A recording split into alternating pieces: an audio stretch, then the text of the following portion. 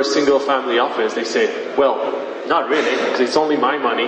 And then you dig a little bit, yes, but my cousin will invest with me, etc. So it can be rapidly very complex, but I think it's a good thing. It forces families to educate themselves, because they want to internalize. They will still need to rely on you, a provider from the financial industry, but having them operate reasonably sophisticated tools is a good thing. It forces them to take action, to be proactive, and to understand their ecosystem better.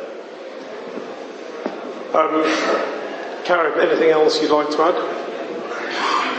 I mean, my observation, in a way, I have a slight view on when it comes to the jurisdiction. And that was my view for a few years. I feel there's a lot of hype for the IFC and now the other centers.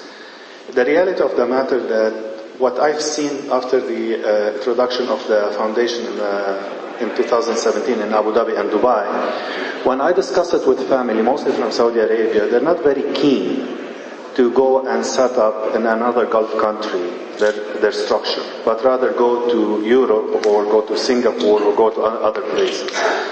That's my observation. So I feel there's a lot of hype focusing on the IFC wealth and so on and so forth for non-Muslims, where the real wealth is with nationals and with Muslims, which most of those structures in many ways don't cater to.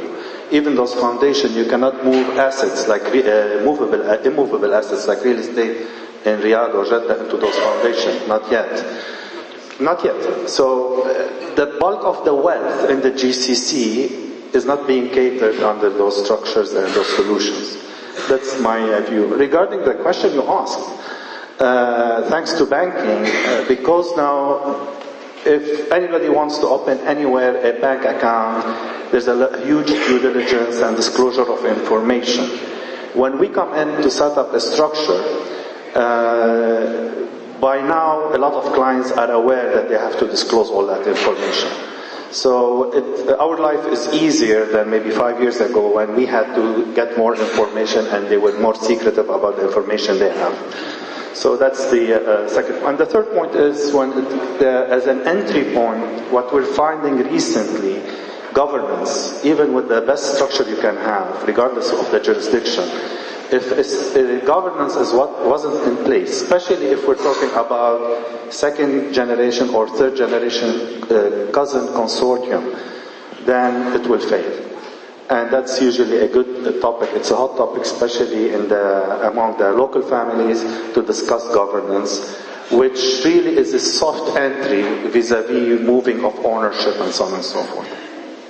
Can I just rapidly rebound, because someone on this panel once told me, do not finish on a gloom note, finish on a good note. So I'll balance my good friend here by saying, yes, Saudi is complicated and it will take a little bit of time to be able to structure these core domestic assets here. But I have very good hope for this region. As to core assets, there is an MOU between the Land Department and the DIFC as to structuring of real estate into establishment registered in the DIFC, and that includes what? Funds, partnership, companies, and foundations. So all this is coming into place, at least at the UAE level, and I think Dubai, but then there will be everything at the UAE level. We have already set up a foundation that owns an LLC in Abu Dhabi, so it's coming, if slowly.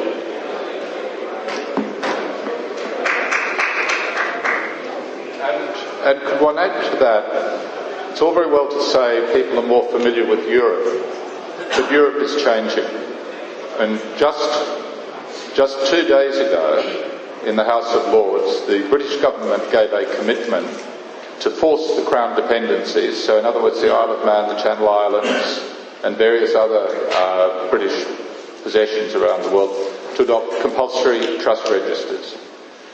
The Europeans are insisting increasingly that this information be made public to any interested party. You have people in the European Parliament saying a relevant interested party is a journalist. So privacy is going to be dead in Europe in 5 years. And that's even assuming that the government bodies that have this information can